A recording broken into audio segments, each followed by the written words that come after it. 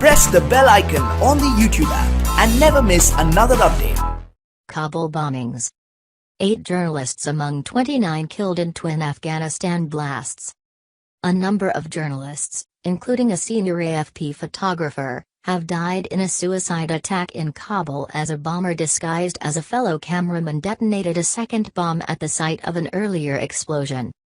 At least 29 people died in the 2 explosions on Monday morning in the Afghan capital Kabul, according to government officials.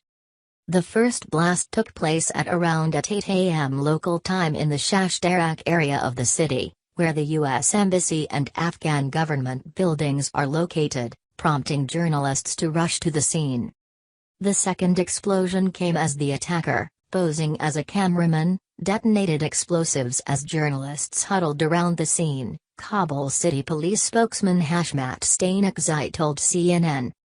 8 journalists, including at least 1 woman, from different news media outlets died in the attack, according to Najib Sharifi, director of the Afghan Journalists Safety Committee.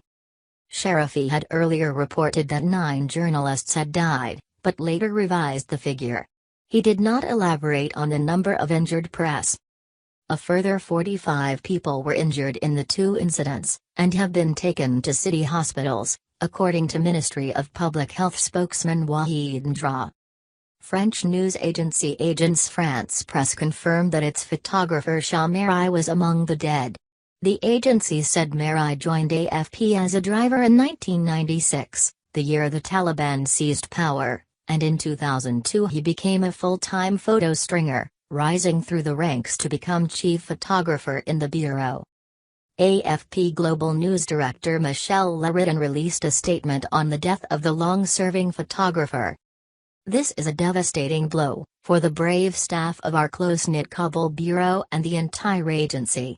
Shashdarak was a treasured colleague who spent more than 15 years documenting the tragic conflict in Afghanistan for AFP.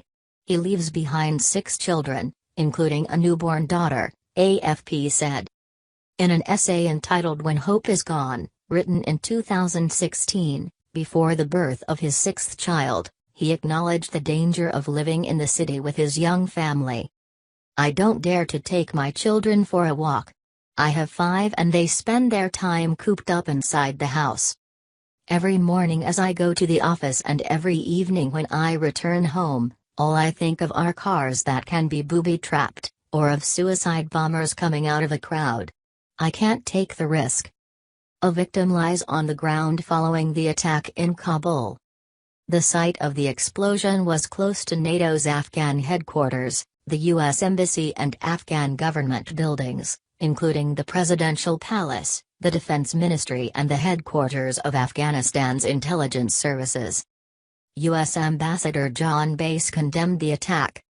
"I condemn today's terrible Kabul attack, and reaffirm our commitment to stand with the Afghan people in their fight for peace and security across Afghanistan.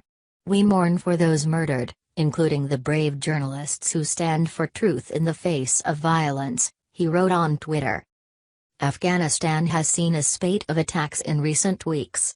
Just days ago at least 6 people were killed, including 2 Afghan soldiers, when a car bomb exploded in Afghanistan's southern Helmand province. On April 22, a suicide blast killed 57 people, including at least 5 children, and wounded over 100 more at the voter registration center. That attack was preceded by a car bombing in southern Afghanistan in which at least 13 people were killed and 35 others injured. The incident took place outside a sports stadium in Lashkargah, the capital of Helmand province. A wrestling match was taking place inside the stadium at the time of the attack. The uptick in violence comes despite reports around 6 weeks ago that suggested some factions of the Taliban had expressed interest in pursuing peace talks with the Afghan government. Those reports came on the heels of an Afghan government announcement in February that it would be willing to recognize the Taliban as a legitimate political party as part of a potential ceasefire agreement with the Islamist militant group.